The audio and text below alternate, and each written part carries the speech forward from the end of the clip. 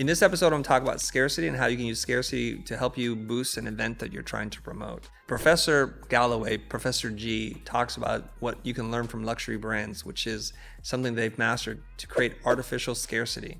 In a mass-produced, mass consumption world, how is it that we can create scarcity around things that are easily accessible? You got to control supply and demand. Now, you can't control demand necessarily, but you can control supply. So if you're putting on an event, undersell the event, meaning like limit the capacity. So if you think you can sell 100 seats to a workshop, limit it to 60 or 70, because it's better for you to sell out, have people on the wait list and say you've had to expand capacity, or just say, you know what, it's a hard stop at 60 and next time people will learn. If you do this consistently enough, what will happen is people will be kind of on the chomping bit to like jump on top of something that you're doing. So now we can employ the second principle of scarcity, which is to make an announcement, to signal to the market that you're thinking about doing something so that they can express interest and signal back to you that they want to be a part of this. So you're not even selling tickets. You're not even saying that something is definitely going to happen. You're saying, I'm thinking about this. And if you want to be the first in line to be first notified of when it's going to happen, add your name to the list. This is a Daniel Priestley concept, by the way. You can show people the line, if you will. You put them in a public forum where they can see each other and say, look, there's 300 of us in this room and there are only 60 tickets to the next workshop. So when the tickets go on sale at midnight or whatever day and time that you propose, then they're going to be ready. And I like this idea a lot, especially for mid to high ticket events, because people can't always whip out their credit card and make a spur of the moment decision. It's not a spontaneous buy. So if it's in the thousands of dollars, definitely give them time to prepare, to have a conversation with their partner, their business partner, their life partner, that I'm thinking about going to this workshop. I think this is good for us. They can do their due diligence so that when you're ready to announce, hopefully you'll sell out immediately. And that's the goal of anything, whether or not you're putting on a concert or workshop or some kind of course that you're doing. You want to sell out as quickly as possible. And then you want to add dates on the tour, if you will. Comedians do this really well. There's a guy, his name is Morgan J. And his crowds are usually pretty small because of the style of comedy that he does. And he does singing comedy better than most people. Very likable Brazilian guy. And you can see at the end of his piece, he'll show you the tour dates and he adds more tour dates. So what that signals to you as a consumer is like, my God, I missed him when he was in LA. When's the next time he's going to come to LA? So that might force me to do one of two things: fly to a city that he's going to be doing his comedy routine, or be just on the lookout for as soon as he announces he's going to be in LA, I'm going to jump on top of it. I'm going to give you a real example, something that we've done ourselves in terms of marketing an event that was just an idea at first. Some of you may know that last year we did a European tour where we toured, I think, 8 or 9 cities throughout Europe,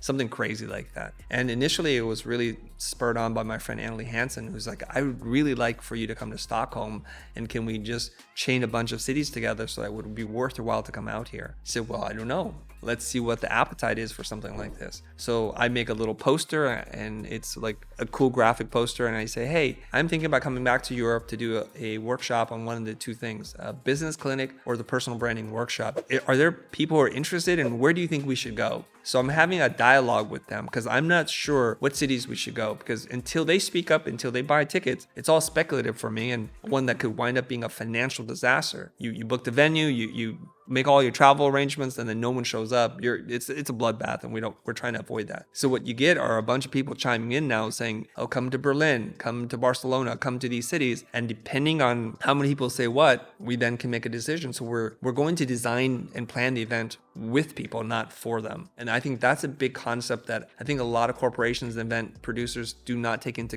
consideration. After all, you exist to serve the community, and if the community isn't ever asked about their opinion, they never give you feedback on anything that you're looking for, on dates and timing and cities, then you're just making a wild guess. And what happens is now they have something which is powerful, is the need to be consistent with themselves. So when they comment on your thread, I'm not sure what the math is, there's got to be some percentage higher that they're more likely to buy a ticket, because they say, if you come to Paris, I will be there. And then you announce that you're going to be in Paris, they don't show up. It's like, that's something that eats away at you. Solicit for their opinion, and they say, I want to be a part of it, and they don't follow through. Well, that's one of these like human factors that really drive what we do. So I want to design with them. So next thing is, okay, now you've announced that you're thinking about doing something. Then you do another poll and you say, okay, of the cities that we're considering, these are the top 6 cities. And if we do this, now you can start to give out some details. So here's what I'm thinking. It's an 8-hour workshop. Here are the learning outcomes. Here's the price point. Are you all still interested? If you are, comment with this keyword and I'll add you to the list. And of course, then the ones who are, now they have details. So at first it was like, I'm committed to nothing. It's just an idea. Now what we do is it's like peeling back an onion. It's like one layer at a time. We're going to get to the core, becoming more tangible. Now we have specific dates. We know what the city is going to be. We know what the curriculum is going to be and the price. Now they can make a decision. So hopefully by the time in which you actually open up the Eventbrite page or the sales page for your event, that then they will just swarm in and buy the tickets. So you'll hopefully be 70-80% sold just on the first 24 hours.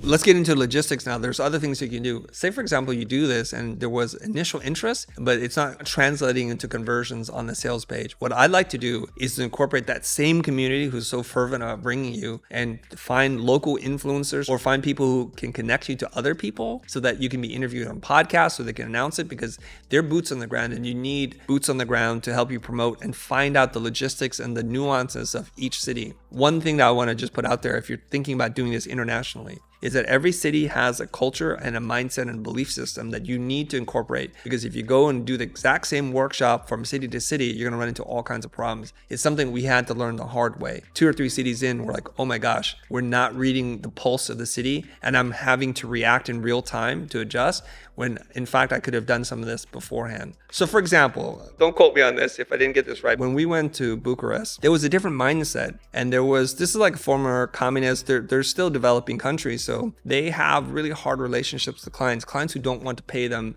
say like in the West, like in America or the UK. So we have totally different problems, totally different mindset, and we had to work through that. We noticed differences in Warsaw, Poland when we were there. Different attitude, different mindset. But you know what? This is where also some of your assumptions can be challenged, because I thought, okay, I've been to Poland before. It's going to be a little tight. But that room was so fun and they exploded and they were making all kinds of inappropriate jokes and they drew me into a pool, a cesspool, but I swam right in there with them. Sometimes you can make assumptions about they'll get this concept and they won't, or you think they're really uptight and they're not. So the best thing that you can do is check in with locals. But one thing that we did was we used ChatGPT and we asked it, I'm going to be doing a workshop in Poland. What are their belief systems around money? What are their client relationships like? And use as up-to-date information as you can. And it actually told us a lot about who was going to be there and their perceptions and belief systems, which then allowed me to adjust some of the prompts. And at least now I was going into the battlefield prepared for what was going to happen. A couple other things that you might want to consider if you're an event producer, which is to try to find someone who has got a space, a creative space, a co-working space that you can collaborate with, so that they're going to give you the space and kind, you pay for food, and you mention them, you thank them, and it works out for everybody. Because it turns out a lot of these spaces, that's what they got. They got space and no humans. And they want people in there because otherwise it's not being utilized. They're still paying the exact same amount of money with or without you. So we're very fortunate that many people, locals, were able to do that hustle work, to call up people and introduce us, because to them, we're like an unknown entity. So we need a middle person to kind of have that conversation. So there was a lot of work that was done behind the scenes to be able to get us to venues and a lot of accommodations. And so that was really cool. I just want to give a quick shout out to my friend Joanna Galvao, who had us move the workshop, which we already sold tickets for, from Lisbon to Porto, where she's from. And she says, Chris, you don't want to be there. All the tourists go to Lisbon, but the designers, the creative community, the pulse is in Porto. And you know what she did? She's like, how many tickets have you sold? I'm like, 8. She goes, I've just bought 8 tickets. Cancel it. And I did that. So Joanna, she's a baller. She had her friends who opened up their space to us. It was an amazing creative workspace. And it was awesome to be able to do the workshop in a very intimate space that was like super hyper creative, because it was a design studio. Wonderful things like that can happen for you if you learn to reach out and to activate the community that exists. And they want to help you too, which is really cool. Now, one of the neat things that we discovered too was a lot of these spaces, because we treat them with respect, we thank them, we mention them on social, that they say, hey, next time you want to do something, you just let us know. Our space is yours. And that to me is a home run. It's a win-win for everybody. Let's set some expectations. Let's say you're just a master marketer, you're designing and thinking in public, you've signaled to the market, they've signaled back to you, there's an incredible wait list, and you're doing a lot of free things. And then ultimately when it comes time to buy, they just don't show up. I just want to be real here. People will sign up for things that are free for sure because they see value and they want to kick the tires, and financially they're just not in a great place. So they probably didn't have the intention to buy, but that's okay because no one's forced to buy anything. If you're in a situation like this and you've done everything you can to activate the local community, you've done as many guest appearances on local podcasts to make the announcement, you've carpet bombed everything, you've made it so painfully obvious to anybody who's in the city that you're coming, and still people don't show up, that's okay.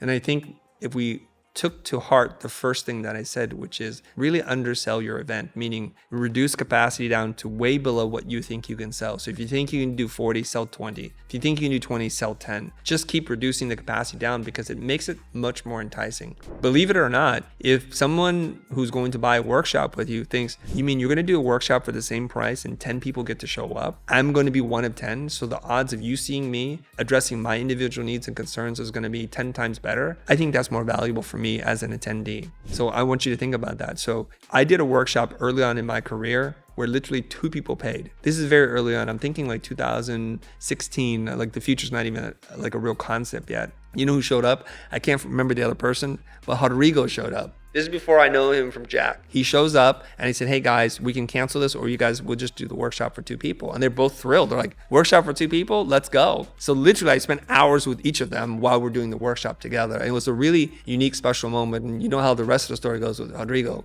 And he's been to my house. We've traveled the world together. It's a pretty cool thing to be able to do. So in case it's a much smaller event, give the person the option. And I consider that a benefit to them. They might not consider that, but at least give them the option. As you may or may not know, I'm kind of a geek when it comes to events. So I have a perspective as both a speaker and an organizer. If you want to talk more about this, hit me up with the questions in the DM or in the comments below.